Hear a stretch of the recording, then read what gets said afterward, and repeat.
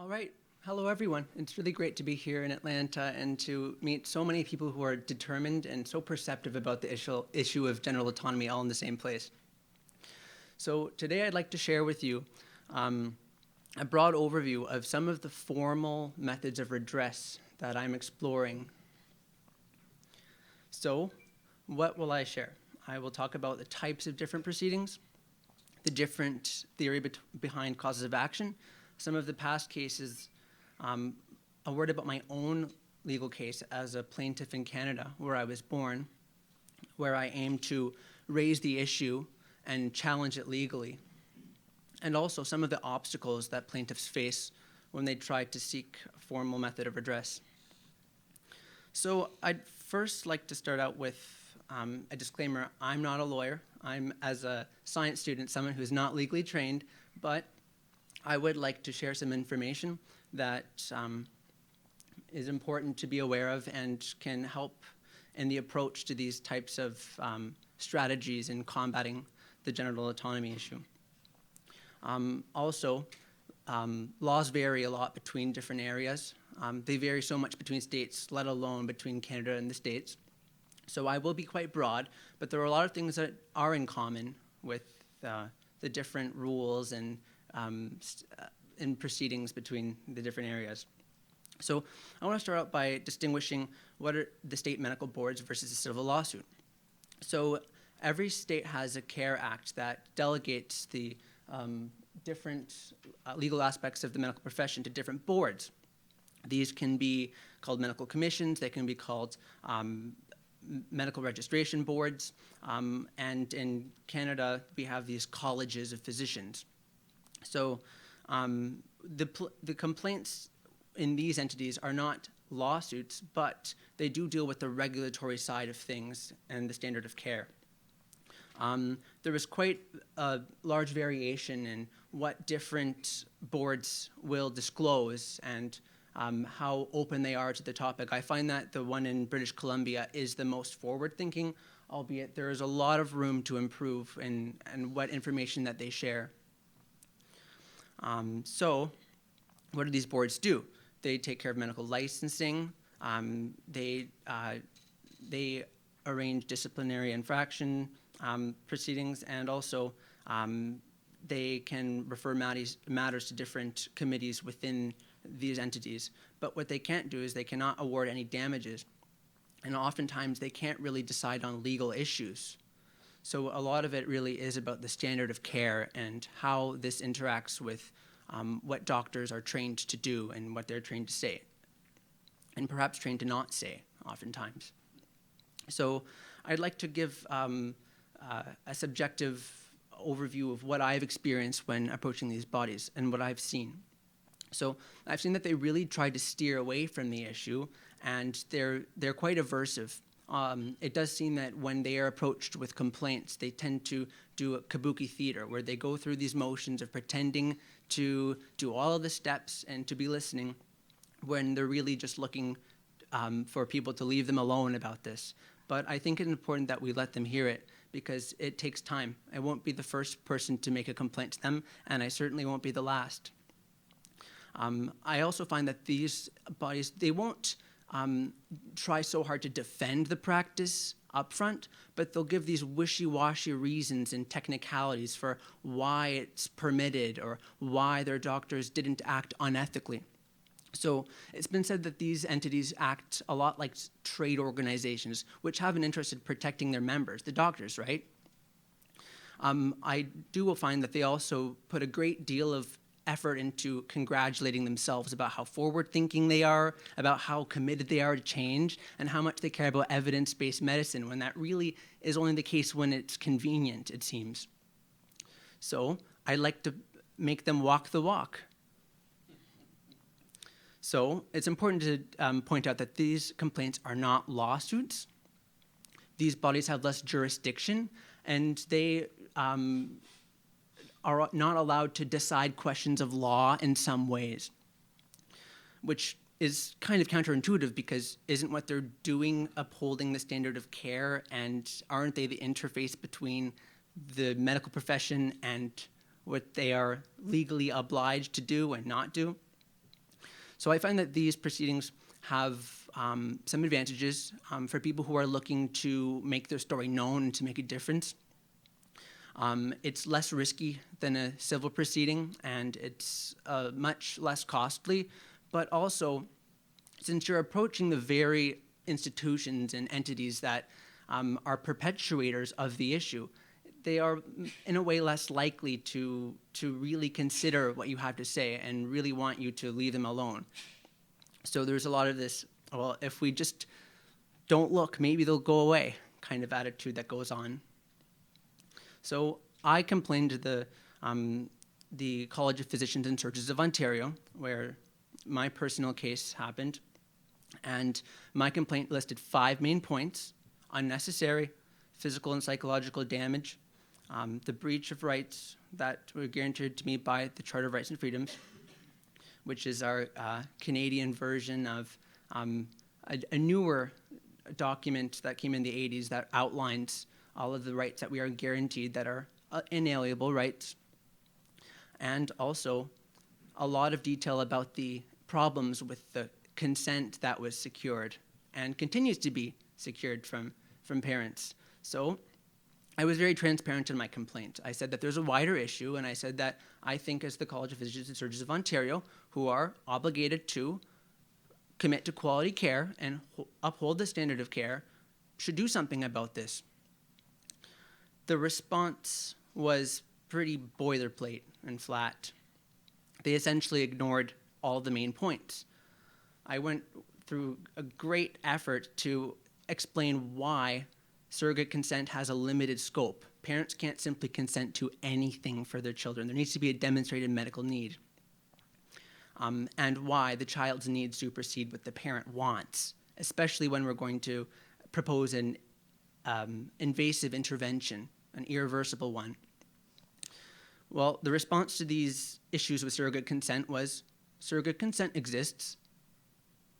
It seems that the response is just repeating to me what I already know, but not addressing the actual issue at hand.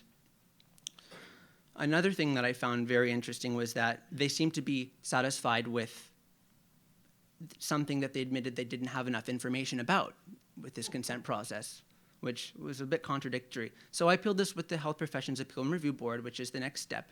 And their only jurisdiction is determining whether the committee's decision was reasonable, which gives them a lot of leeway, a lot of room to hide, it seems.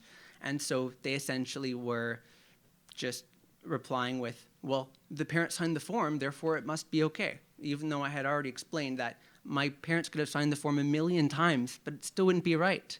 No matter how many signatures there are, it doesn't make them magically informed, right? So it did feel like you're talking to one of those pull string toys, which will say the exact same thing no matter what. So with civil cases, I want to give an overview of some of the different main ideas for different claims that exist. And keep in mind, these are different between areas, and some cases can be stronger depending on which areas they are in, just based off of the laws there.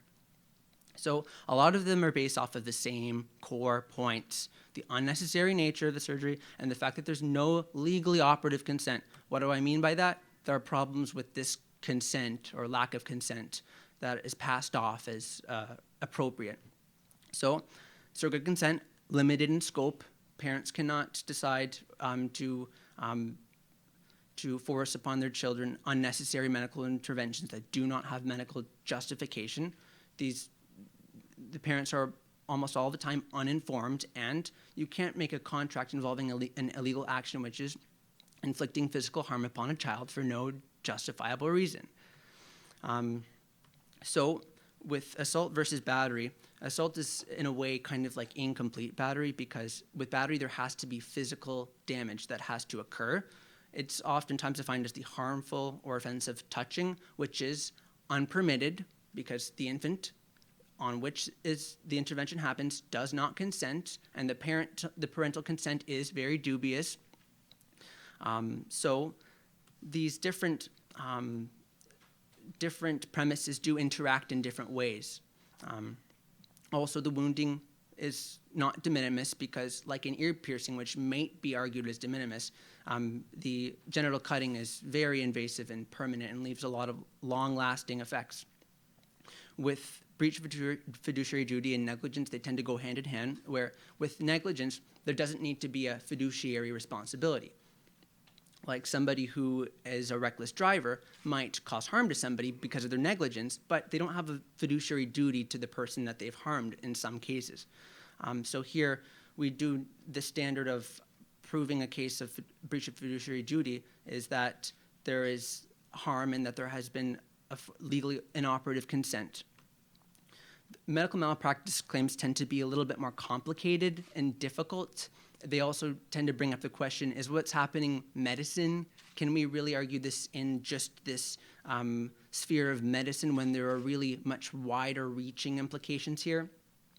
So these also tend to deal a lot with the standard of care, which is sometimes tougher ground to argue. And then lastly, the constructive and intentional fraud, which really has to do with when there is misrepresentations. What are the parents told and not told? What are the omissions? What interests do doctors and hospitals have in pushing this? So there's a lot of incomplete, inaccurate disclosures. There is billing for unnecessary surgery, which gives rise to a conflict of interest. There is selling the byproducts of the surgery, harvesting tissues, which can be then sold for downstream uses. Constructive fraud is essentially intentional fraud where there might not be enough of a case to make that there is an intention. So, in a way, there can't be these imbalances where the doctor has an interest and doesn't look after the child patient's needs and happens to benefit from it the same time and then say, oops, well, I didn't mean to. Constructive fraud is there to protect exactly from that. And then also I'd like to mention for hospitals, there's vicarious liability because they do provide the forum in which this occurs. They offer it and profit from it too. So they do share responsibility in many ways. And that is not just for vicarious liability. They do participate in the solicitation and incomplete disclosures. And then, of course, there are constitutional cases, which I won't explore too deeply because they are very complicated, but they often come down to equal protection and rights that are protected. So a very brief overview of some of the cases that have happened. The very first one was the Adam London case where the core issue is brought up, are parents empowered to consent to medically unnecessary surgery on behalf of infants? This case, unfortunately, was unsuccessful because the ruling disregarded a lot of the theory and a lot of the arguments that were brought up. There was the Fishbeck case, which took a constitutional approach and challenged an inequality in the interpretation of law.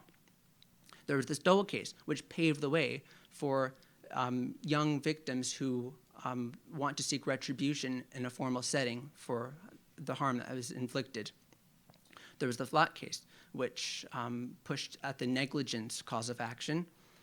There was the Gievsky case, which was an older gentleman who sued on behalf of infants on the basis of battery and fraud.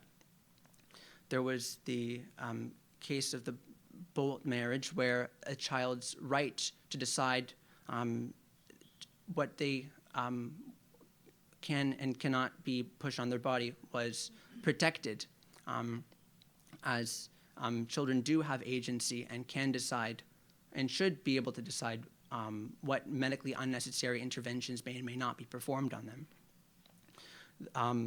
And there was, of course, the Hieronymus case, which sort of the judge ruled in opposite in a way, which in where the parental authority was acted as if they could supersede the child's medical needs.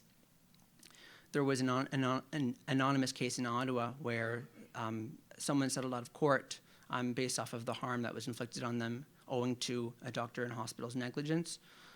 There's the current Medicaid funding, which is going on, the case that's going on about taxpayer money and misallocation.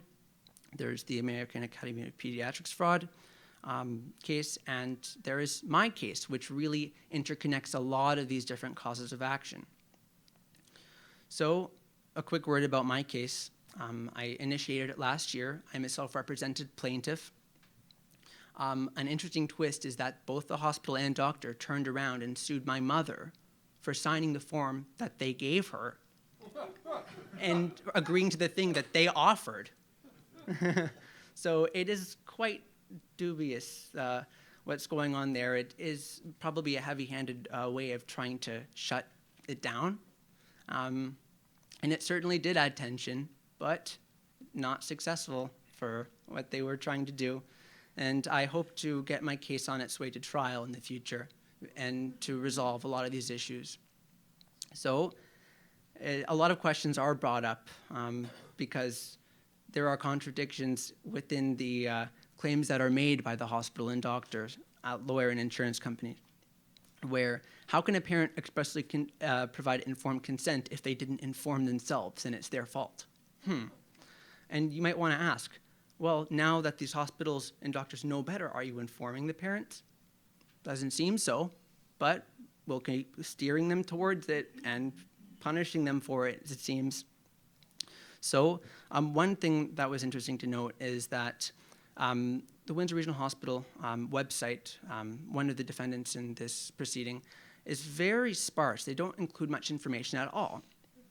And I am allowed to disclose what would I settle for. I can't speak to what the hospital will or won't settle for, but I can share what I will settle for.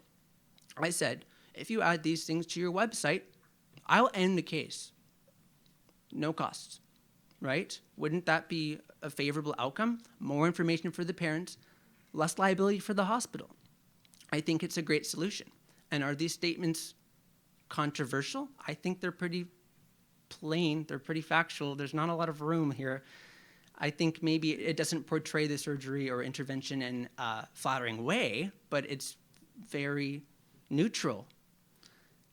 The lawsuit is still going on, so you can make your inferences about what is going to be easy to accomplish here.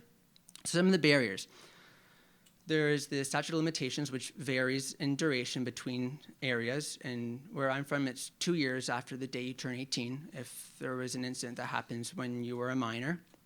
And this is really tricky because it also stacks things against the plaintiff, because how many people realize the harm early, have the resources, the connections, the knowledge, the means to start a lawsuit, especially at a time in their life when there are already so many things going on, right? In such a short time. But believe me, it is a difficulty here. I was 41 days past the end of my period, and they're trying to hold me to it. There's also the finding representation, which is very tough because there's a lot of reasons why firms and lawyers tend to want to distance themselves from these types of cases. They might not be perceived as profitable in the same way that other cases are. Some firms will say this isn't our area of expertise. Some firms will say, well, I'm not sure what happened to you is different from ideal care, right? So, you have a very big variation between some firms that kind of will say, okay, I see what you're saying, but best of luck. I don't think this is something we want to be involved in, right? And of course, the imbalance between plaintiffs, which are younger victims or parents who don't have the same kind of counsel and as the hospitals and doctors. And also, there's less engagement. For these kinds of cases, it will matter a lot more and have a much larger impact in the plaintiff's lives and it will be a trifle for the hospital. So for us, the risk seems to be a lot greater than for the hospital. And also, there's cases of retaliation, as we've just mentioned, where there can be pushback from different entities and individuals who are being confronted about the issue. These types of proceedings can be taxing on the health and well-being of plaintiffs, which provides another barrier. And also, it really helps when parents are on board with cases because then they can share the problems as they have come to know in the consent process with inaccurate and incomplete disclosures. There's also not a lot of precedence, which makes it tougher because there is less of a decided approach when judges decide on cases like these. And also, these cases tend to be uphill battles. It really is the way when pushing for change is, it happens and it gets tough, especially when there's a lot of things in place in the medical entities and in the law and culturally and socially that really have an interest in keeping things the way that they are. So I think that it's interesting to pursue these types of methods of redress because it's an opportunity to really have your case be heard, to present the arguments in a way that they must be considered, to really confront injustice head on, to put pressure on these different entities and weak points in the law where things can be improved, and also the benefit of finally providing everyone with equal protection from genital cutting would be immeasurably valuable. So I'd like to thank my sponsor, Attorney for the Rights of the Child, for making this trip here possible for me, and also for John Geishker and George Hill for all the help that they have and their support in the HPARB appeal case. Thank you.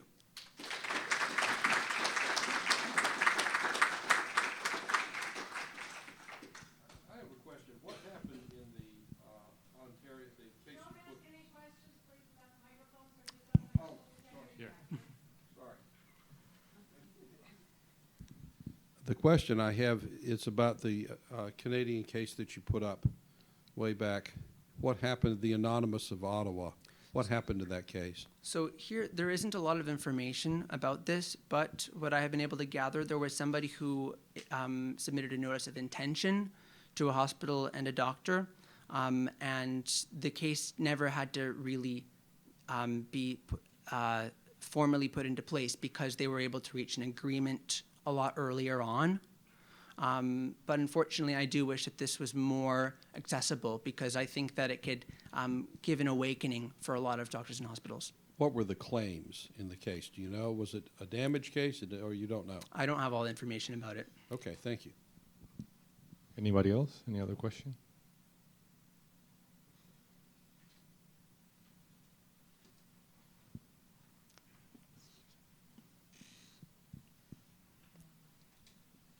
Is your focus entirely on the American continent, or would it be interesting for you to take some of the European cases into consideration as well? I think that the European cases are very valuable, and I have used them as tools in some of my briefs. I cited some of the Danish and German and British guidelines that were much more forward-thinking about the issue, yet they tended to be pushed aside as those are foreign and those are irrelevant. But I thought that a lot of the reasons why those things hold true are the same here. So I do want to continue introducing those. Okay, excellent. Thank you. Over here. I think we have a question here.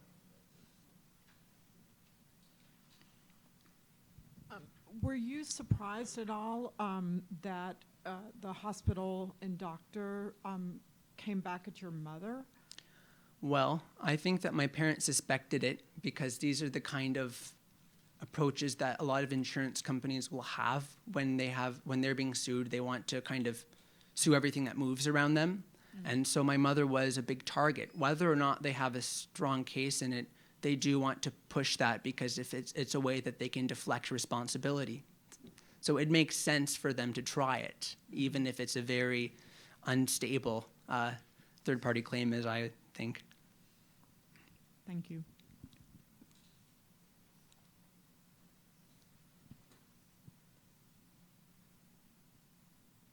I don't know which one was first, but I'm going to go this way. I was just wondering about the AAP in their last statement, 2012, I think it was, that included the cultural reasons for circumcision, and then also in Ottawa.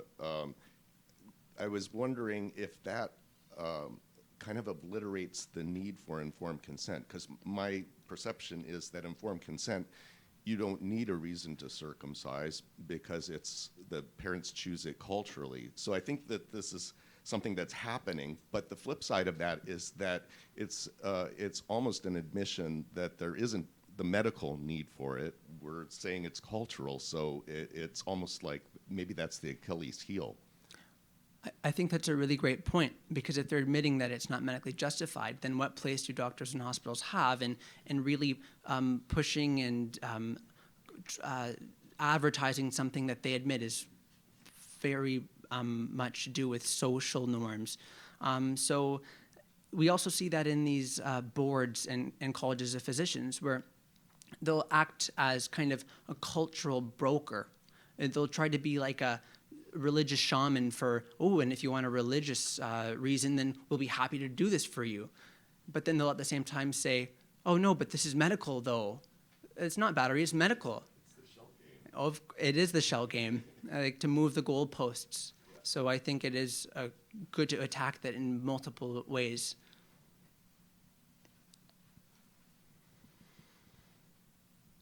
I wanted to congratulate you, Andrew, on bringing this lawsuit. Very impressive by yourself, and also that you really informed yourself. One concern is that people will represent themselves and not know what they're doing, and you've really informed yourself well. And then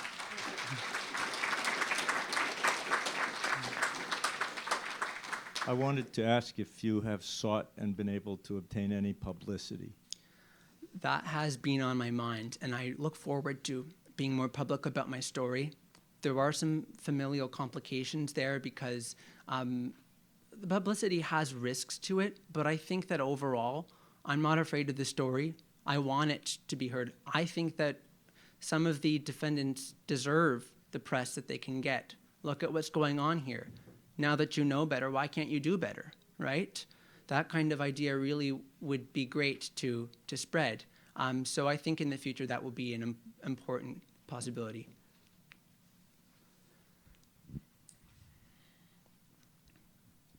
Do you have plans to become a lawyer? Oh, that is not the first time I've been asked that. Unfortunately, right now my journey is in a science direction, but I hope to use some of those skills and tie them in together. Mm-hmm. Any other question? Can you remind us who the defendant is in this case? Both the doctor and hospital. And the hospital is? Windsor Regional Hospital, which is... You mentioned that you were 44 days short on the statute of limitations. What was the statute of limitations that you were dealing with? And was it a medical malpractice statute of limitations, or was it a common, ordinary, negligent statute of limitation? So in Ontario, it used to be 4 or 5 years. And so that would mean someone who just turns 18 gets 4 or 5 years on top of that. And these limitations periods, if someone's not familiar, it's really a way to make things move on so that people can't be sued for something trivial that happened, like, oh, someone bumped into my car 25 years ago and now I'm getting sued for it, oh no, right? But with this, it's really interesting because you have something that a plaintiff hasn't had opportunity to seek redress yet. This issue still affects them very much and is still relevant and hasn't been addressed. So the statute of limitations almost it's this one-size-fits-all thing that's just asserted over everyone. So for me, I had 20 and a half years because there was in 2020 some pauses on limitations period because of the global situation. I ended up realizing that it expired right after it happened, and I was assiduously searching for representation at that time. Every day I just knew they're going to hold this one day against me. I know it, right? And I was doing this goose chase for representation and getting these rejections for different reasons, and I thought, I cannot wait any longer. If I want this to happen, I got to do it, and there is the potential for representation even after you've started a lawsuit, but there are disadvantages because a lawyer might not want to connect themselves with maybe a weakness in your case, because inevitably, if you don't have legal training, you're not going to do the best possible job ever, right? But there is also interesting provisions because in Ontario, there are no limitations periods for cases of assault or battery on minors. which is very applicable here, because then there's no limitations on that claim. But for medical malpractice claims, there is a 2-year deadline. So there's also something I wanted to mention called equitable tolling.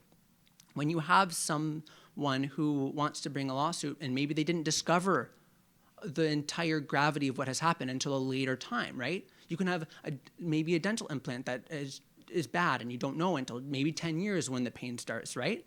And they can't be told, oops, you missed your chance, too bad, because you couldn't have been expected to, right? And I think that should be really considered for young people who might not have had the chance yet and have other factors that could be impeding them, like finding representation and funding. So some judges decide very technically on, whoops, you missed the deadline, try not to be harmed next time, right? And then you have ones that will interpret things and say, you know what? I don't think the limitations laws had this particular situation in mind. What was the intent of limitations periods? And does that fit here? So it is a really important consideration to make. We don't have any more time, unless it's a quick one. Okay. I was just looking at my consent to treat for my doctor, and there's an arbitration clause in there. It says that I have to go through arbitration. How is that affecting the opportunities to seek legal redress? So the laws for arbitration are really different for, I think, different states, and really varies depending on the agreement that's signed. But I do think it can be another obstacle for people who want to seek redress, because it can be a way of precluding them from getting to the stage where they can really present the issues at hand. But I think that it'd be important to look into that more. Mm-hmm.